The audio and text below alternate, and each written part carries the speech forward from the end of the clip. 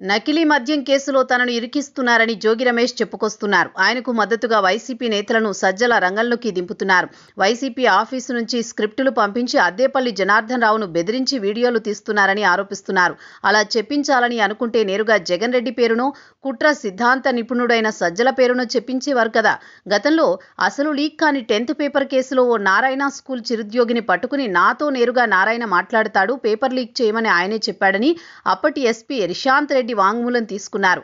Narayana phone tapping చేసి హైదరాబాద్లో arrest చేసి తీసుకువెళ్లారు. అసలు నారాయణ స్కూళ్లు, కాలేజీల నిర్వహణను ఎప్పుడో వారసులకు అప్పగించారు. రోజువారీ వ్యవహారాలు ఆయన పట్టించుకోరు. అయినా సరే నారాయణను అరెస్ట్ చేయాలన్న ఉద్దేశంతో తప్పుడు వాంగ్మూలం ఇప్పించుకుని అరెస్ట్ చేశారు. నారాయణ ఆ ఉద్యోగితో మాట్లాడారన్న దానికి కానీ, మరో విషయంలో కానీ చిన్న ఆధారం కూడా లేదు.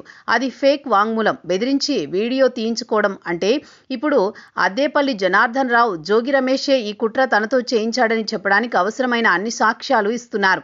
ఎక్కడ ములకల చెరువు, ఎక్కడ ఇబ్రహీంపట్నం?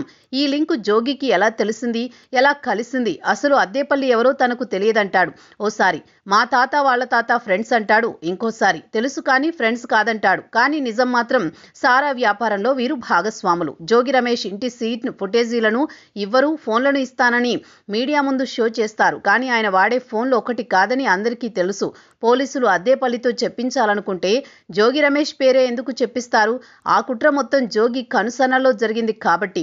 చెప్పించాలనుకుంటే జగన్ పేరో సజ్జల పేరో చెప్పించుకుని ఉండేవారు. కుట్రలు చేసి తప్పించుకుందామని జోగి లాంటి వాళ్ళు అనుకుంటే అంతకంటే పెద్ద అమాయకత్వం ఉండదేమో.